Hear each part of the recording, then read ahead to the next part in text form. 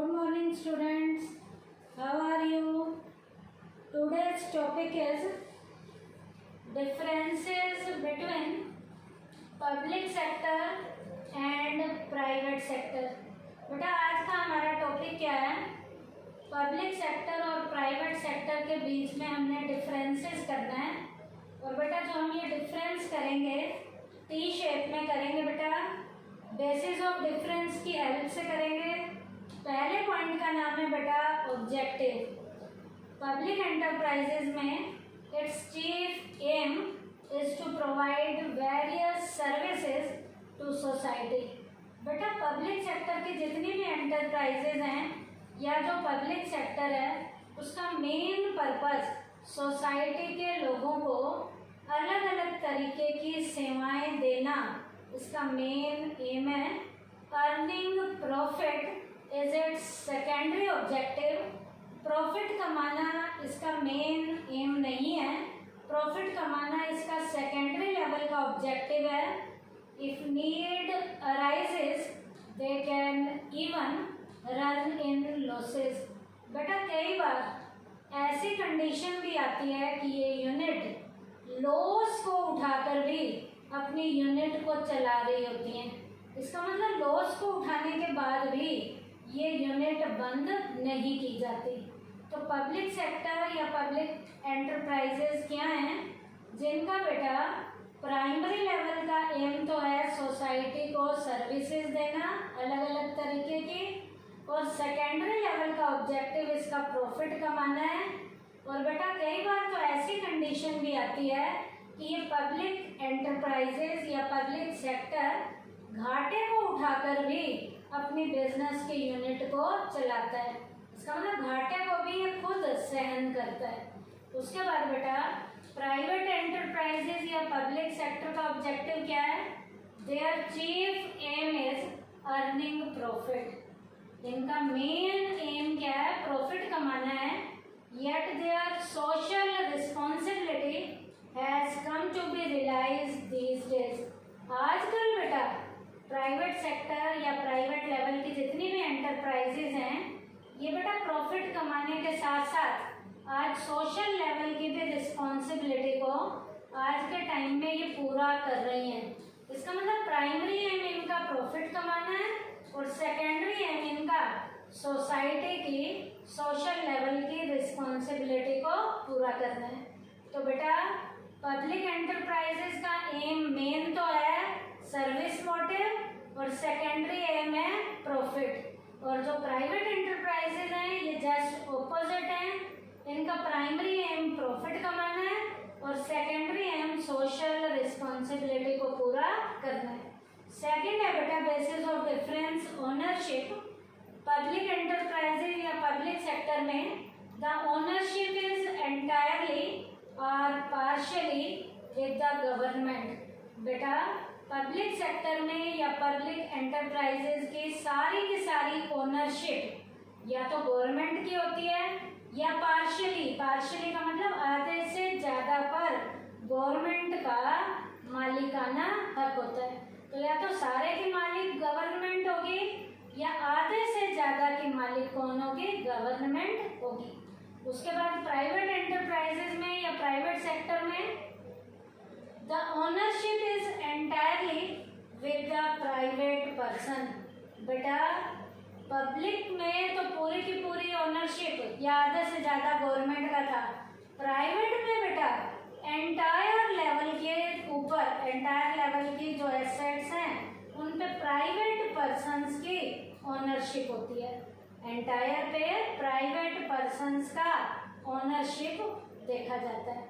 इसका मतलब private persons private entrepreneur इस यूनिट के ओनर होते हैं। उसके बाद बेटा बेसिस ऑफ डिफरेंस का थर्ड पॉइंट है forms of organisation. Public enterprises में या पब्लिक सेक्टर में देयर मेन फॉर्म्स आर। इसके बेटा मेन फॉर्म्स क्या क्या हैं? पहली है डिपार्टमेंटल अंडरटेकिंग्स, जिसमें बेटा आपको याद होगा कंसर्न मिनिस्ट्री रोल प्ले करती थी। पब्लिक कॉर्पोरेशन में बेटा पार्लियामेंट का स्पेशल एक्ट रोल प्ले करता था, या गवर्नमेंट कंपनी कंपनी हो सकती हैं। गवर्नमेंट कंपनीज क्या होती हैं बेटा, 51% की पेड अप कैपिटल पे स्टेट या सेंटर की गवर्नमेंट का रोल था। तो पब्लिक एंटरप्राइजेज में पब्लिक सेक्टर की जो जो बिजनेस की ऑर्गेनाइजेशन की फॉर्म्स हैं वो 3 मेन हैं, वैसे तो कई हैं लेकिन 3 मेन हैं। डिपार्टमेंटल अंडरटेकिंग्स, पब्लिक कारपोरेशन जिन्हें हम स्टैट्यूटरी कारपोरेशन भी कहते हैं, और गवर्नमेंट कंपनीज हैं। इसके अलावा और भी बहुत सारी हो सकती हैं। उसके बाद बेटा प्राइवेट एंटरप्राइजेज में, प्राइवेट सेक्टर में द मेन फॉर्म्स आर, इसकी मेन फॉर्म्स कौन सी हैं, इंडिविजुअल ओनरशिप, सोल प्रोप्राइटर जिसे कहते हैं, पार्टनरशिप साझेदारी हो सकती है, कंपनीज फॉर्म हो सकती है कोई भी कंपनी की फॉर्म, कोऑपरेटिव्स हो सकते हैं, जॉइंट हिंदू फैमिली बिजनेस हो सकता है। तो प्राइवेट की फॉर्म्स हैं इंडिविजुअल ओनरशिप, पार्टनरशिप, कंपनी और कोऑपरेटिव। उसके बाद बेटा बेसिस ऑफ डिफरेंस का 4th पॉइंट है फाइनेंशियल रिसोर्सेज। पब्लिक सेक्टर में या पब्लिक एंटरप्राइजेस के फाइनेंशियल रिसोर्सेज कहाँ से आते हैं, supplied entirely or mostly by the government. बेटा सारे के सारे रिसोर्सेज जो फाइनेंशियल लेवल के हैं वो बेटा ज़्यादातर गवर्नमेंट का उसके ऊपर रोल होता है और गवर्नमेंट के द्वारा ये सारे के सारे सप्लाई किए जाते हैं, ये सारे के सारे फाइनेंशियल रिसोर्सेज उपलब्ध कराए जाते हैं। तो सारे रिसोर्सेज को उपलब्ध कराने की जिम्मेवारी पब्लिक सेक्टर में या पब्लिक एंटरप्राइजेज में किसकी होती है, गवर्नमेंट की होती है। और प्राइवेट एंटरप्राइजेज में या प्राइवेट सेक्टर में supplied entirely by private investors. इसमें बेटा सारे के सारे प्राइवेट लेवल के इन्वेस्टर फाइनेंशियल लेवल के रिसोर्सेज को सप्लाई करने में रोल प्ले करते हैं। इसका मतलब पब्लिक सेक्टर में फाइनेंस को सप्लाई करने का रोल गवर्नमेंट प्ले करती है और प्राइवेट में फाइनेंस को सप्लाई करने का रोल प्राइवेट लेवल के इन्वेस्टर करते हैं। उसके बाद बेटा 5th पॉइंट है एविडेंस ऑफ सक्सेस। बेटा हमें कैसे पता चलता है कि ये यूनिट सक्सेस की तरफ जा रही है या नहीं जा रही। जो पब्लिक एंटरप्राइजेज या पब्लिक सेक्टर है उसका कैसे पता चलेगा, the success is related in terms of efficiency in increasing production, decreasing cost, providing quality goods etcetera. बेटा पब्लिक सेक्टर की यूनिट की सक्सेस के बारे में हमें तब पता चलेगा जब इस सेक्टर की प्रोडक्शन का लेवल पहले से इंक्रीज हो रहा होगा, माल को बनाने के खर्चे कम आ रहे होंगे और बढ़िया क्वालिटी का माल दिया जा रहा होगा, बढ़िया क्वालिटी का माल बनाया जा रहा होगा, प्रोडक्शन पहले से बढ़ रहा होगा और माल को बनाने के जो खर्चे हैं कॉस्ट वो कम आ रही होंगी। ऐसी कंडीशन जब होगी तो हमें पता चल जाएगा कि पब्लिक सेक्टर या पब्लिक एंटरप्राइजेज प्रॉफिट की तरफ जा रही हैं, इनका सक्सेस रेट बढ़ता जा रहा है।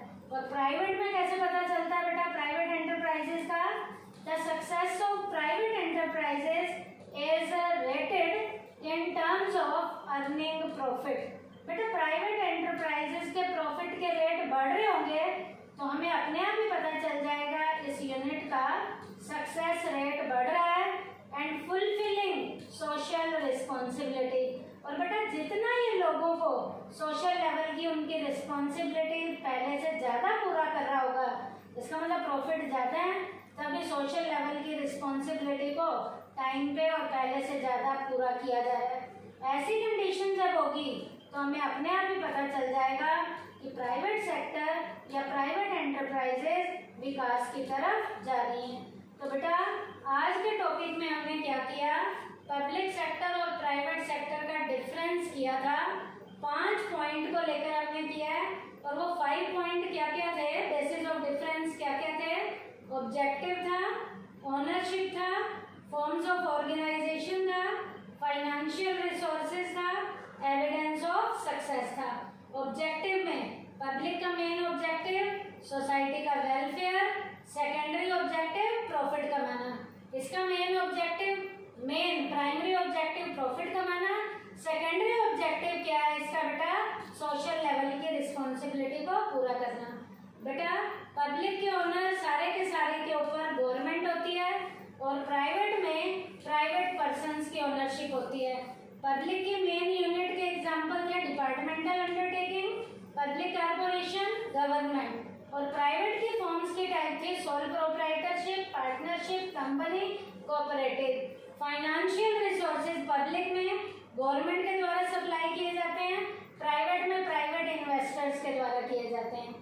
पब्लिक का सक्सेस रेट देखा जाएगा, प्रोडक्शन लेवल इंक्रीज होगा, कॉस्ट कम आएगी माल को बनाने की और बढ़िया क्वालिटी का माल दिया जाएगा। और प्राइवेट की सक्सेस रेट देखी जाएगी जब प्रॉफिट पहले से ज़्यादा कमाए जा रहे होंगे और सोशल लेवल की रिस्पॉन्सिबिलिटीज को भी टाइम पे पूरा किया जा रहा होगा। तो ये टॉपिक हमारा पब्लिक और प्राइवेट सेक्टर के डिफरेंस का था। बाकी बचे हुए पॉइंट बेटा हम अगले टॉपिक में करेंगे। थैंक यू बेटा।